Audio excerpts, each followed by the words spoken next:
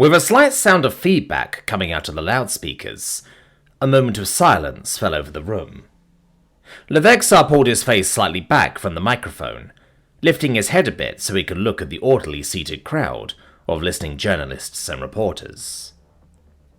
It wasn't exactly the open, rousing speech he had imagined for himself. However, under the current circumstances, a heavily controlled and sanctioned environment like this was definitely the better decision. Also for his health, but more specifically for Ajaxia's. Even though this wasn't quite what they had imagined, well, granted, their fantasies may also have gotten away with them when they imagined all the big things they would be doing once they had finally reached a position of power like this. Still, they were here now, and they would make the best of it. For all those in the galaxy who deserved it, one way or another.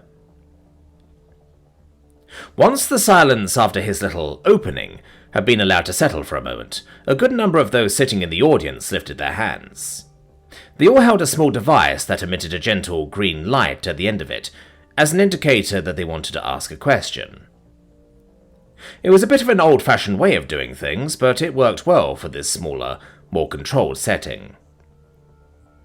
Levexar moved his head around slowly, trying to figure out who he was going to call on first. If he was honest, he didn't really know any of the people here. But he also didn't want to seem like he was just randomly calling on anybody, even if that was the truth. Clearing his throat, he decided to, at the very least, not call on one of the Core-Wielders first, even if that admittedly was mostly motivated by pettiness. "Yes, the Marcasilla in the second row there," he said, calling on the pair of dark blue insectoids, the more colourful one of which was holding the device. Even though he had been the one to raise his hand, it was actually his partner who stood up once they were called upon. Meanwhile, all other green glowing devices sank down in a small wave of motion. "Mikixa Freeps, Arjad Magazine," she introduced herself. As she spoke, the mouth hinge on her puppet-like face clacked open and closed in a slightly disturbing manner. Apparently she was trying to mimic mouth-lip movements for some reason, since Levexar knew that her species had no problem speaking with the hinge barely moving, as he has seen it many times. Or perhaps he was judging a bit quickly, and she was actually suffering from some sort of condition that caused the movements. Damn it, now he felt bad. Despite all that, the insectoid simply kept talking, obviously oblivious to his rapidly reforming opinion about her, as she began her question. "First of all, congratulations for your ascendance to the Council. Now that you are a part of its leadership, the galaxy is obviously going to have an interest in you. Therefore, here in the galaxy's interest, I would like to clear up one important thing." The Marcasilla then left a dramatic pause, clearly implying that the following question would have some weight to it. And while there was something about her tone that made Levexar feel like there may have been a bit of misdirection to that, he couldn't quite help himself from swallowing heavily. This was his first official event as a councilman, after all, and even some of the other presumably experienced journalists were leaning in a bit closer, clutching their assistants for note-taking as they awaited the question that was to come. Levexar's large ear twitched slightly, as the journalist finally broke the dramatic silence again. Leaning the elbow of one of her upper arms onto her crossed lower arms, she pressed the back of her hand against her mouth hinge and fixated him with all 12 of her deep green eyes as she asked, "Are you still sticking to your story that there is nothing going on between you two?" Using her last free hand, she pointed a finger at him first, before then gesturing back and forth between him and Ajaxia, who stood a few paces behind him, mostly keeping herself in the background. As if to further underline the earth-shattering nature of her question, the Marcasilla journalist loudly rattled her wings, filling the room with a sound like a jackhammer for a moment. Apart from that, the room got very quiet. Quite a few people in the audience glanced at each other with glances that could be charitably called confused and disapproving. Levexar himself needed a moment longer than many others to even fully compute what he had just been asked. Not because he didn't understand the question itself, but simply because it did just not fit with what he had expected to be asked at all. So his brain needed a few seconds to think around the obstacles it was putting in its own way of understanding. Once he had finally caught up to what was happening, his gaze inadvertently turned around to look at Ajaxia, briefly presenting the back of his head to his audience as he sought her reaction. "Well, I guess those questions exist as well," he thought to himself. Maybe it was a bad move to look at her immediately after being asked. Then again, he really didn't care about this kind of petty gossip. Let the people with nothing more going on believe whatever they wanted about his love life. Maybe it would at least lead them to listen to him when he came out to speak. At least Ajaxia seemed to feel much the same. He had half expected her to act a bit shy or flustered about being publicly questioned on such intimate things.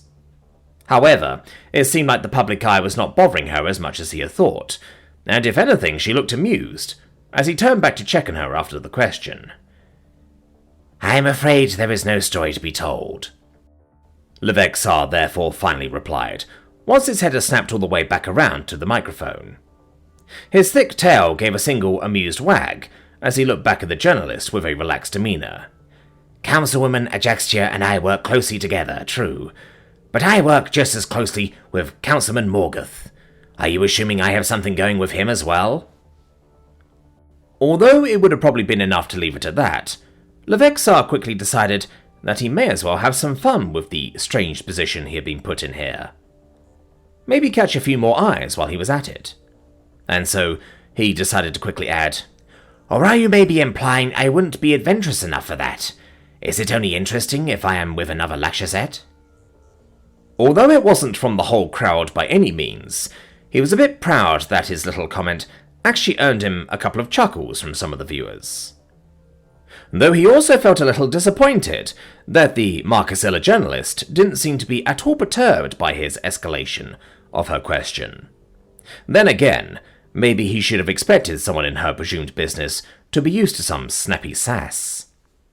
And so she simply had her partner note something about what he said down, before slowly gliding back into her seat. The room was left with a few quiet mumbles and amused chuckles, which however stopped when Levexar cleared his throat. "All right, another question then," he offered the crowd, causing nearly the same number of green lights from earlier to be raised once again. And once again, he didn't have many direct thoughts about who he did or didn't want to call upon, though admittedly he felt like this first question didn't quite count, and thus still refused to call upon a call-welder for the time being. As he scanned over the crowd, his gaze eventually hung onto a semi-familiar form, and he decided he may as well use that as an indicator for who to allow to speak. "The Raphaelite on third row, please," he said, and gestured towards the large, lanky mountain of fur. "Mivi Fortra, Norma News," the Raphaelite introduced himself, after standing up so quickly the large patches of his fur were still wildly swinging around after the fact. "Councilman, you are one among many of newly elected Deathworlder members of the new Galactic Council. As this is the first time in galactic history that a notable Deathworlder faction has formed within the Council, and one with quite clear political messaging and a very high engagement for their needs at that, many non-Deathworlder species are wondering if the Council's overall effectiveness when it comes to common galactic issues will be hindered. What would you like to say to the average galactic citizen who might fear that their issues might fall under the table since they are not on your agenda?" Now that was definitely a better question. Levexar shifted his lips slightly as he thought about how best to answer that. "It is certainly true that I and my colleagues are all quite passionate about the topics that hit close to our own," he finally replied, his voice far more sincere now than it had been when he answered the previous question. "However, I assure you that our own are just as much average galactic citizens as everyone else. It is true that here are issues that befall specifically Deathworlders, no question. However, that does not in turn mean that Deathworlders are unaffected by issues that befall everyone else." He lifted his hand to gesture a bit as he continued his statement, mostly because he felt like he'd appear a bit too stiff if he just kept his hands on the podium before him the whole time. If taxes rise, they rise for Deathworlders as well. If shortages come, the same things will be as short for Deathworlders as they will be for everyone else. The distinction between Deathworlder and average citizen is, in many cases, entirely artificial, he explained further. Though, as he spoke, he noticed that, despite his words, he did put a little too much of a focus onto his fellow Deathworlders even now. Quickly, he moved to try and rectify that. And even in the cases where it isn't, I assure you that I have not forgotten who got me into the position I am in now. After all, even if every single Deathworlder in the galaxy had voted for me, that alone would not have been enough to grant me a seat on the council. The citizens of the galaxy wish for me to represent them, and I do not plan to betray that trust. Every citizen's grievances are a matter of the council members, not just the ones we pick and choose for ourselves. Far more of the journalists in the crowd began to note something down after his words than had done so after the previous question. The Raphaelite, too, quickly typed some sort of comment onto his assistant before thanking with a nod and sitting back down. This time, it did not take Levexar's invitation for the many green lights of pending questions to rise once again. And now that he had gotten an actual first question out of the way, he supposed that it was truly up in the air who would get to speak next. I would like to say something now. A firm voice suddenly cut through the white noise of quietly mumbling people, while everyone else patiently waited for one of them to be called upon. Many annoyed glares quickly shot in the direction of the disturbance, visibly displeased about someone who just couldn't follow the rules. Although Levexar's ears could easily follow the direction that the voice was coming from, he couldn't immediately make out the owner, since they were hidden behind the slightly larger forms of an Ozma and a Himplod, blocking the view. Only another green light that was almost tauntingly swayed left to right in an impatient manner, just above the Ozma's carapace, indicated their exact location. Something about that was odd. If they were already disturbing everything, why did they keep sitting down? Were they planning to just shout as a voice from the crowd without fully revealing themselves?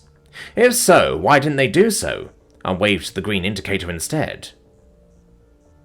It was almost as if they were waiting for Levexar to say something.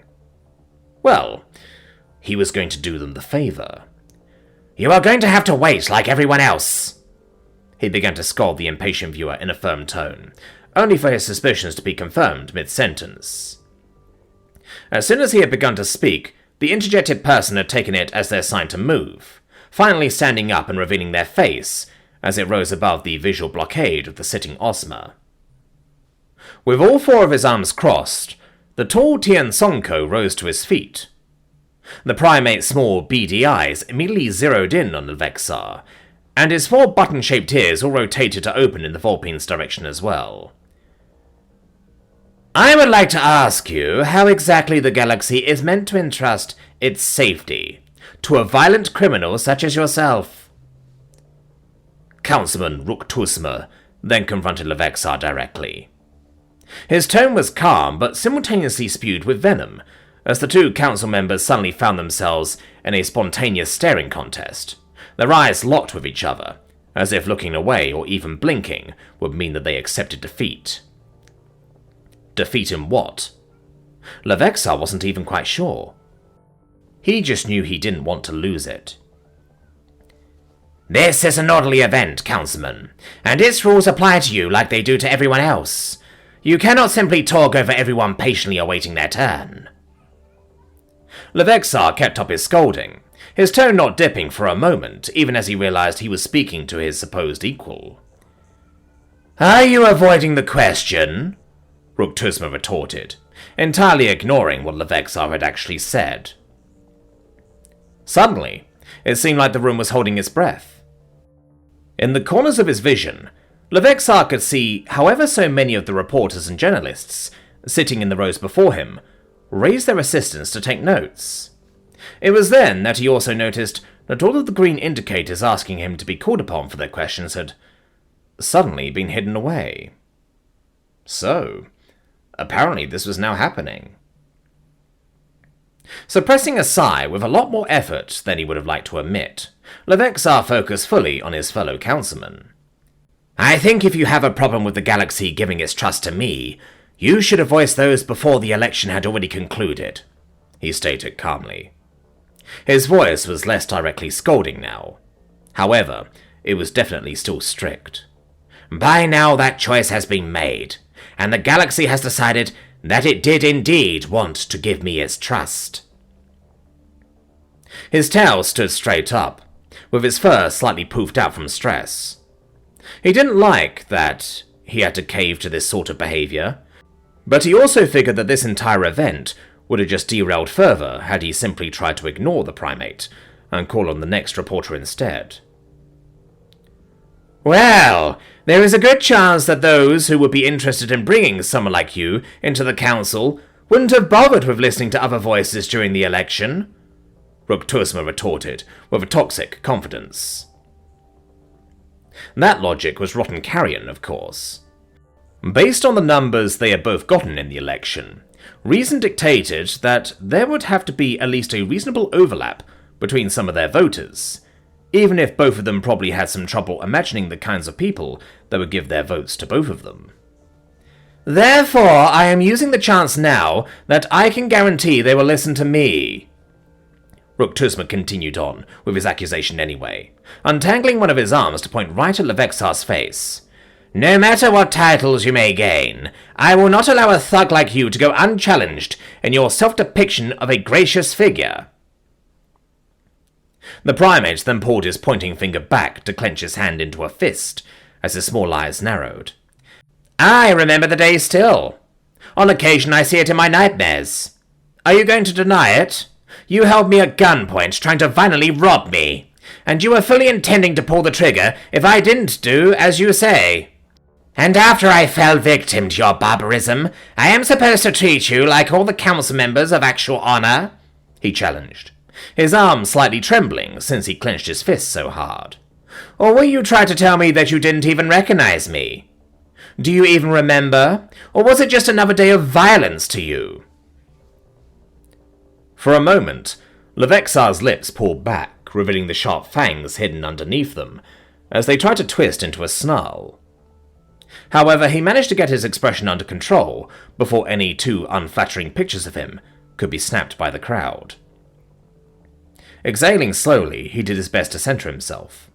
He needed to keep his temper in check. I remember, he said, his tone filled with some suppressed anger despite his best efforts. Slowly, his hand rose up to his neck, and his fingers stroked along the bald patches in his fur, where coarse ridges were etched deep into his skin. After all, I still bear the scars of that day. His gaze had sunken for a moment as he wrangled with his own emotions. However, now he raised it up again, his eyes skimming over the crowd of mumbling and scribbling journalists before they re-engaged with Rook Tursma's in a new round of staring. I don't see any on you, though, he commented, tilting his head ever so slightly as his gaze locked with the primate's. His hand was still on his scars, and now only slowly ran down along them to make them even more obvious for any potential viewers.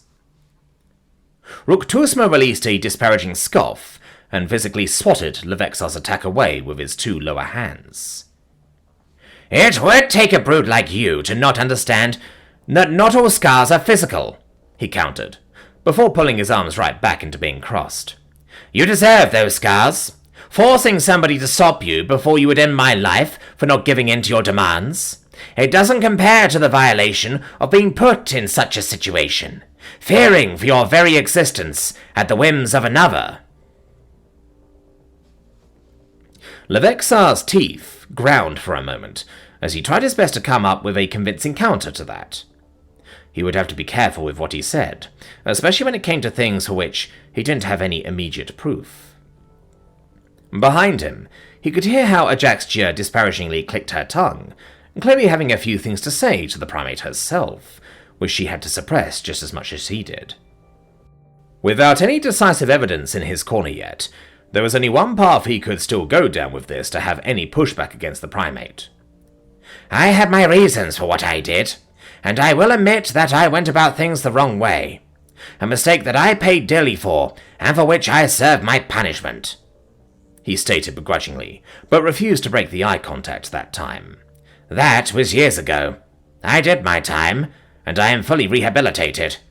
Maybe it should tell you something, that the very person who I, as you put it, forced to stop me back then, now stands in support at my side, not yours. Clearly, things have changed." He didn't want to directly invoke Sheeda's name if he didn't have to. She was dealing with enough already, without everyone getting up in her business over this very public debate. Although, judging by the mumbles of the audience, it was unlikely they all wouldn't go digging anyway. Rook Tuzma quietly grumbled something in his native language, of which Levexar didn't know if he even wanted to understand it. Hopefully one of the close-by reporters managed to pick it up and have it translated, though Levexar's hopes were pretty low. "It doesn't matter how rehabilitated you believe yourself to be," the primate then promptly spoke up again, switching back to GU to try and make his point. "Someone who legitimately looked for violence as their way to try and resolve a grievance is out of line and has no place in the diplomatic leadership of the galaxy." Levexar's ears flared slightly, as they had to hear that accusation, his breathing turning sharp for a second, as he suppressed the urge to bite his lip. Of course that guy was spitting the idea of people changing, and of course he would utterly ignore the actual point being made. But still, half the galaxy was going to eat it up anyway. It was frustrating beyond belief. Suddenly, a force squeezed against Levexar's shoulder, bringing his attention back into the moment, as Ajaxia forcefully inserted herself in between him and the podium, carrying the microphone, with a light push of her elbow. "Weren't you a warrant officer when you and Levexar had that altercation?" she said, without giving Levexar any chance to protest or really react, as she stood halfway between him and the podium, supporting her weight on it with one arm, so she could lean really close to the microphone. "What do you think it is the military does, exactly?" Although her tone was as confrontational as Levexar's had been, she managed to also give her words the high edge of a challenge. Although her question was clearly rhetorical, she actually brought it across as if she really expected the primate to reply, even though there was obviously no good answer he could give, given his previous statement. And while even the previously more hostile and eagerly scribbling press representatives were briefly stopped in a short but blatant "oh damn" moment, Ajaxia decided to drive her fang in a bit deeper still. Half twisting her body backwards, she reached up with her free hand to gently glide her hand over Levexar's neck and along his scars. "And Levexar didn't get these from a mild tickle either," she stated, before turning right back to the crowd and the primate. "I understand that you may be hurt, but your argument clearly holds no water." Rook Tuzma looked taken aback for a moment, especially as pretty much every journalist in the room turned towards him to try and capture his reaction to her words. However, his nonplussed state didn't hold on for all too long, as his expression soon turned into a very confident smile. His upper arms returned to being crossed, while his lower arms in turn untangled and stemmed their hands into his hips. And, somehow, he was basically oozing self-assurance when he quite bluntly replied, "And just who do you think cares what some tattered Deathworld freak of unnature has to say? If you already have to stay alive, can't you do us all a favour and at least remain as quiet as a corpse should be?" Ajaxia inhaled sharply, her previously gently stroking fingers now digging into Levexar's scarred skin as those words hit her. Apart from that, the room became deathly quiet. Even those among the audience who may have privately subscribed to a quite similar mindset to what Rook Tuzma had just uttered didn't dare as much as to mumble to each other. Whatever they may have thought of each other in private, to blatantly insult another council member like that was... "Alright, that's it." A very firm voice ultimately broke the silence, and, within a moment, half a dozen darkly uniformed figures were on the move, and heading straight to Ruktusma. "You are out of line, sir, and you will leave the premises immediately." Ruktusma didn't seem at all intimidated as the human soldiers encroached on him. "Why?" he questioned their direct order, and barely even shifted his stance as he looked down at his shorter, older cousins. "Because you said so, or will you make me? I am a councilman." The Tian Soko didn't even get to finish his taunt before a metal cuff closed around one of his hip-holding hands with a loud, scratching click. Once it had locked into place, the leading human soldier, a large man with quite a bit of heft to him, at least for the species, immediately used the metal chain as leverage to yank the arm around behind the councilman. He basically had to climb over the feet of the people sitting behind the primate to do so, but that barely seemed to slow him down, as he wrenched Ruktusma's spindly arm around him, and very quickly shackled it to the one on the opposite side. "You dare!" the councilman tried to protest, but was quickly interrupted once again, as the human suddenly pulled back on the chains with another firm yank, causing the Tian Soko to stumble back into his own seat. His knees bent as the seat's edge hit the back of them, and before he really knew it, he was sat down, and held there by now 3 of the human soldiers. "We'll carry you out of here if we have to," the leading human firmly informed the larger primate, who nevertheless found himself utterly overpowered. Ruktusma glared down at the smaller man, and clenched the hands of his still free upper arms into fists, as he readied himself to confront the human. However, before he could open his mouth, someone else was already speaking up. "No, let him stay," Ajaxia said through the loudspeakers. In mild shock, Levexar's face shot around to look at her. He hadn't expected her, of all people, to defend this truly loathsome person. Ajaxia had composed herself after her first bit of shock. The look in her natural eye was sharp but calm, while its artificial counterpart released an ominous yellow glow. "Give him a chance to show that he can behave himself," she ordered the human security detail, in the tone that didn't invite any questioning of her command. "As long as he doesn't start screaming over everyone, he can stay." With a quick reach of his hand, Levexar turned the microphone off for a moment, before leaning in closer to her. A lot of things were going through his mind at that moment, few of them positive. "Are you sure about this?" he asked her quietly, in their shared native language, his ears leaning down slightly to more easily accommodate a whispered conversation. "We can't just let them get away with something like that. That's crossing a line, even for them." Even though a lot of the sharpness disappeared from Ajaxia's gaze, as it landed on her friend instead of the man who had so viciously insulted her, it was ultimately no less certain, as she nodded while looking directly into his eyes. "Exactly," she replied, which confused Levexar a bit, since it sounded like she was agreeing with him despite her actions. However, that was quickly cleared up when she continued with, "We can't just let him get away with something like that, and we can't set the precedent that they get to end every discussion we have simply by insulting us." Her tail gave a single wag, and she half lifted her left arm, turning it around to show its back to Levexar. She was lacking the tattoo that many of the humans had, to emphasize the gesture, of course, but it was still clear what she meant. "He can call me whatever he wants. It doesn't give his arguments any more ground to stand on," she said confidently. "If he wants to keep making an ass of himself, let him. You just focus on what's important. The people have questions, and you need to reassure them that you are the man for the job."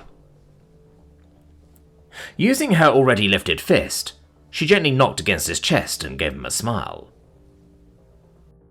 Levexar briefly glanced over towards Ruktusma, who still sat in his chair like a pup who was put into time-out while a bunch of very displeased-looking humans hovered around him. Then, he released a slight huff as his gaze returned to Ajaxia. "Wow, when did I turn into such a newbie?" he couldn't help but question, before gently shaking his head and turning back to the podium. Quickly, Ajaxia got out of his way, and once again took her place a bit behind him.